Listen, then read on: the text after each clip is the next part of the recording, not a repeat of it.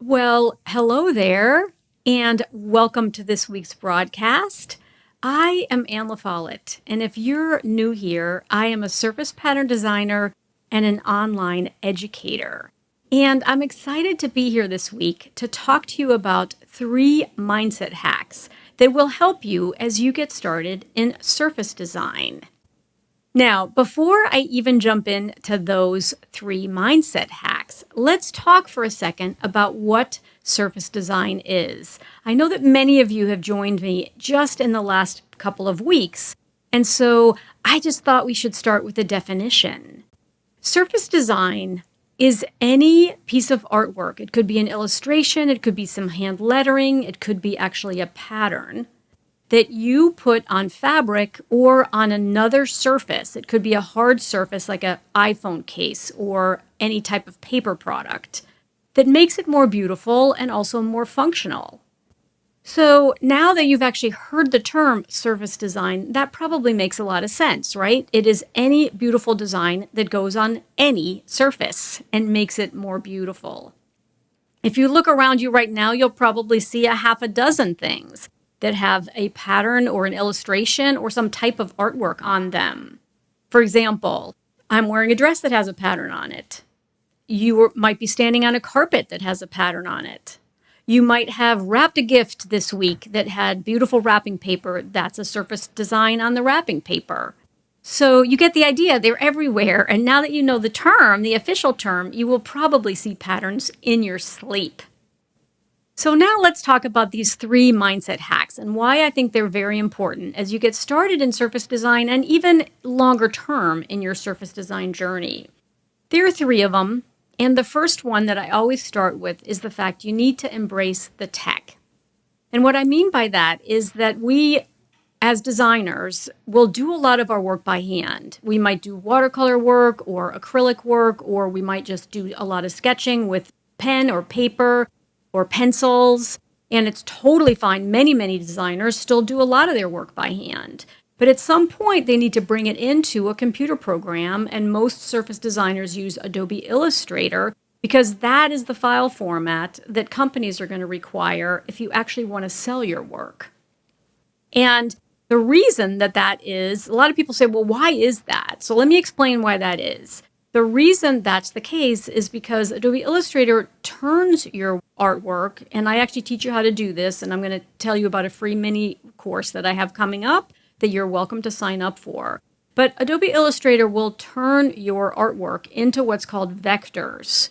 Another word people frequently use is it's digital art.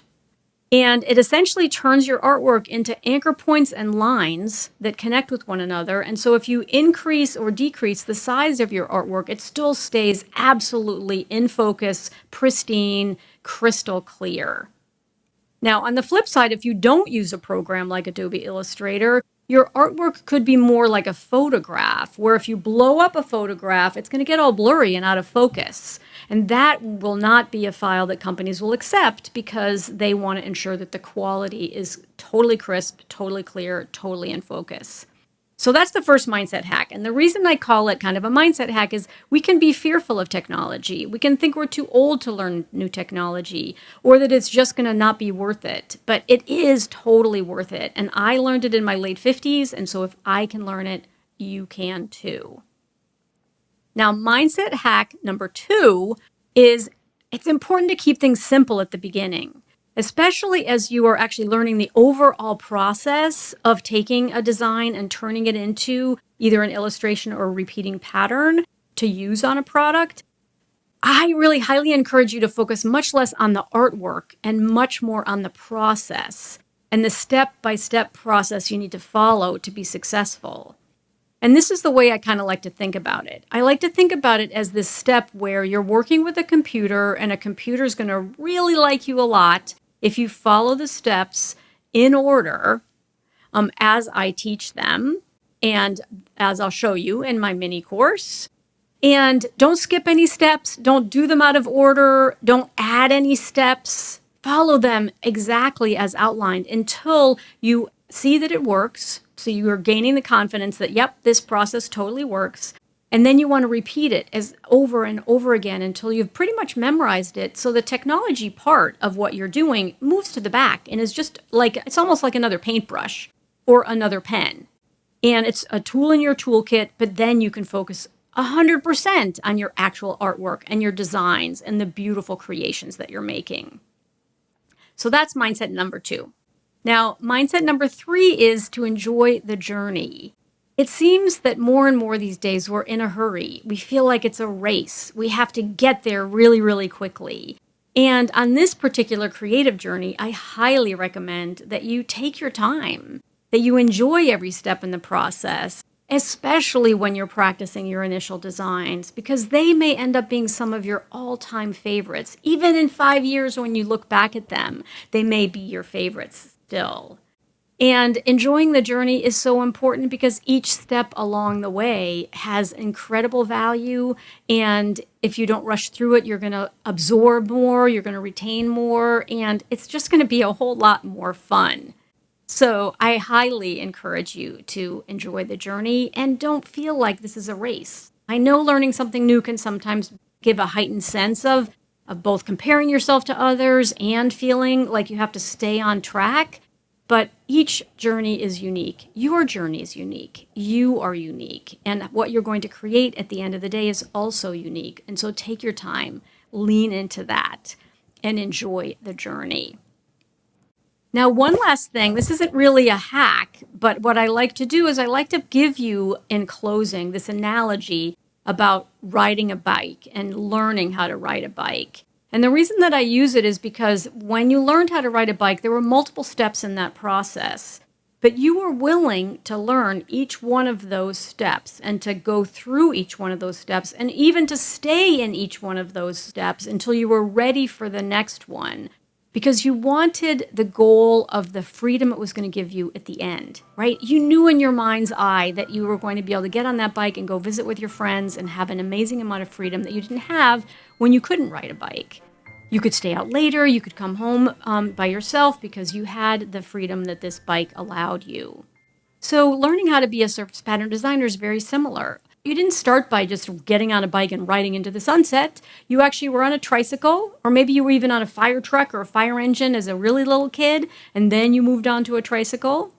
You stayed on the tricycle for quite some time until you were ready to get on a bike with training wheels. Then you ran around the neighborhood with your parents or your siblings, and you had those training wheels on for quite a long time.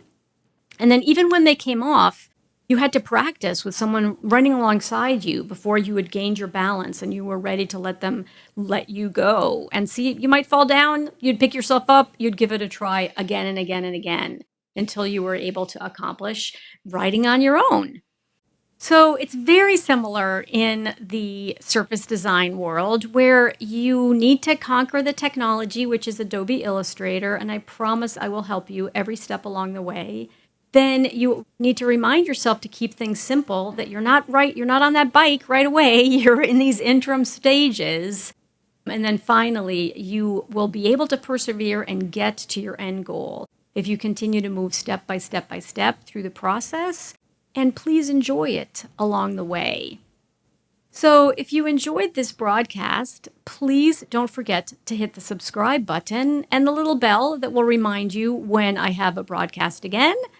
And I always like to remind you to mark your calendar for Wednesdays at noon Pacific Standard Time. I'm live on my Facebook page, LaFollette Art, every Wednesday at noon Pacific Time.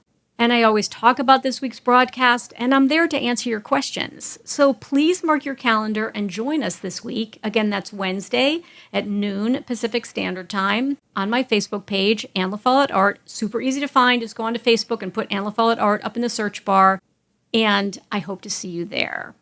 I always say in closing that I am LaFollette, and it's never too late to create. Bye for now, and I'll see you next week.